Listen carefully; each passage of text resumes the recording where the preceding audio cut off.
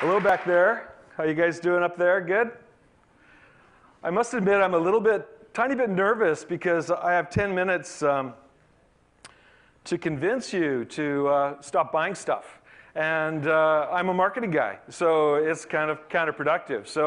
But what I want to accomplish today in this talk is I want to help you reframe your thinking and move from being an unbridled consumer and become an enlightened consumer, okay? That's the goal for today in my 10 minutes. And in order to do so, we have to take one little step that requires vigilance. I'm going to create two sets of facts for you and a notion to consider. That's what I like to do in my 10 minutes, okay? You guys ready? Okay, so the first thing I'm going to do is I'm going to talk about marketing. And I'm going to talk about how we get into your head and how we hunt you down and we manipulate you and convince you to buy stuff that you don't need with money you don't have, okay? So let me teach you some tricks about marketing and how we lead you guys around by the nose. The first thing we do is, well, we have money on our side. We have trillions and trillions of dollars that we dedicate to advertising. The media buy for McDonald's would feed Africa perpetually. Now, really, how weird is that, right? If you really think about that, the advertising for McDonald's would feed Africa. So there's all this money at play, trillions of dollars designed to get into your head and convince you to buy stuff that you don't really need with money that you often don't have, okay? Now, a subset of this budget, or hundreds of millions of dollars, are put to bear to hire consumer psychologists, behavioral economists that are all working nonstop to figure out how to get into your head and how to manipulate you into buying stuff that you can't afford with money you often don't have. This is really weird. And these people are like economic stalkers. They hunt you down wherever you may go. So 30 or 40 years ago, you might have, say, in the print media field, people stopped reading print ads. So what they did is they started analyzing how to manipulate you to read more print ads. So they did things like they realized that at the end of a sentence, there's a period. And that gave you permission to stop and jump off to something else. So if you remove the period out of the headline, it forced your mind's eye unconsciously to go into the body copy to read the ad. That's kind of greasy. And then, of course, you get into television, right? And so with TV, you know, I see the couch here, right?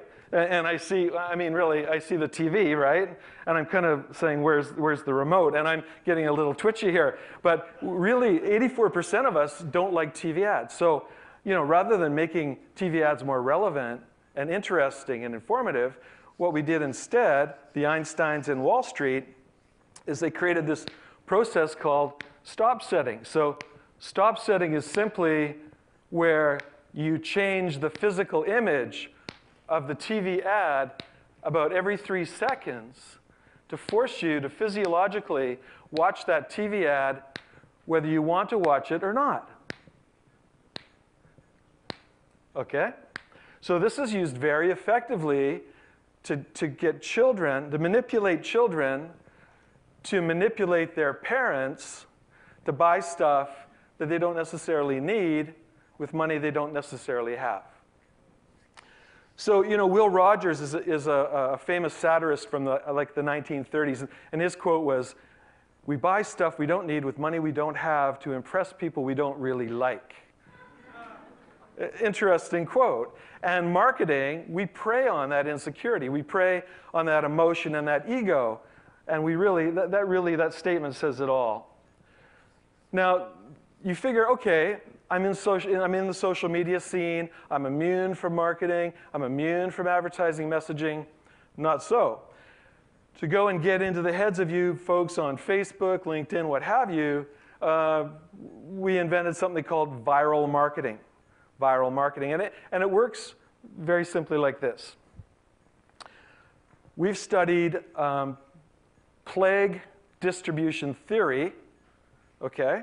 All these smart people in New York and London, Tokyo, Paris, what have you. And we figured out how to take the modeling from plague distribution theory and put it into marketing to force you to buy things that you can't afford. So this is how it works. Say, for instance, I have smallpox. I have some kind of a plague. I have smallpox, right? And so before I expire, I go and I sneeze, right? I sneeze all my smallpox-laden sneeze juice, right? All over you guys there. You're all now ingesting all the droplets from my sneezing, right? And so what happens is all of you guys expire, except for you, sir, in the blue shirt, the man that won the fuzzy, right? Before you expire, you walk over here and you go and you sneeze all over those people over there. And all of you people expire and die from smallpox, except for you, sir, in that white shirt. And you go out in the lobby, you sneeze, and so you see how it works, right? So Seth Godin, the famous New York marketer, calls these people sneezers. So in marketing, when we're drilling into Facebook and social media, we hunt for the sneezers. Okay? Point is, marketing will hunt you wherever you go. You don't have a hope, in my opinion. And there's too much money at play, too many brains at play, figuring out how to manipulate you into buying things.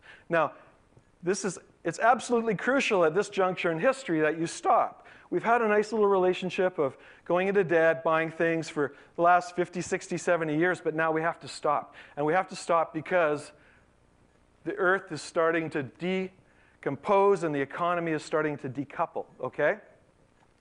We all know about the environment. We all know about the decay that's slowly we're starting to pollute, pee in our own soup, so to speak, and we know we have to stop doing that. But now I'm going to talk about the economy.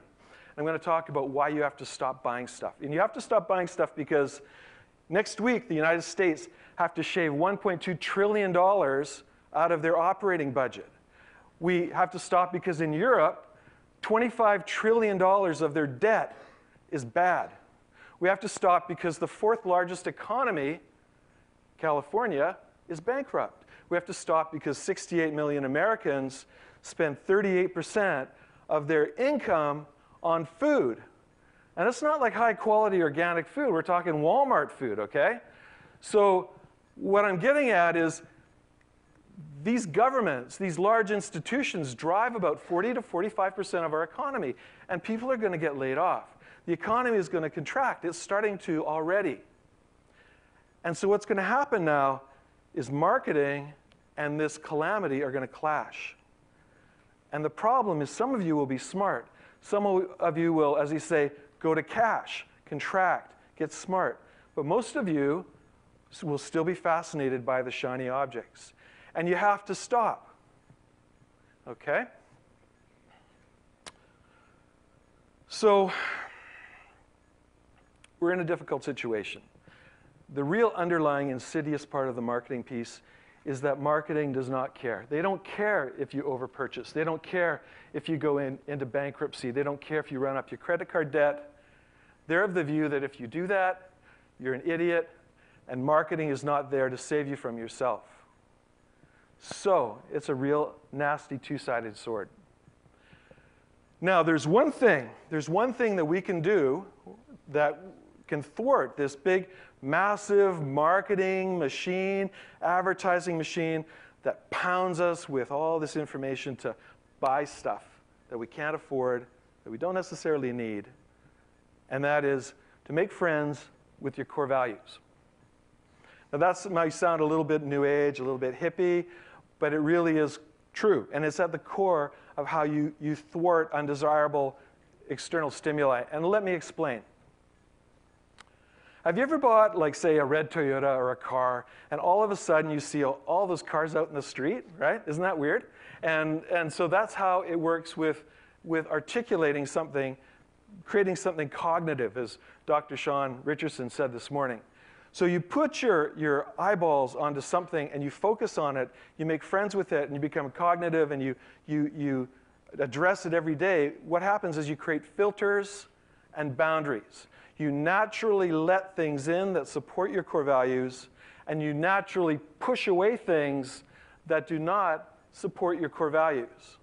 So what happens is this. You go and you create core values. You wrap your mind around that. Do you value time? Do you value your children? Do you value your environment? Do you value the intimacy of connecting with your friends. There are so many things, so many core values of quality that you can connect with that don't involve bling. Make friends with the core values, you become an enlightened consumer, and then you can carry the day. Thanks.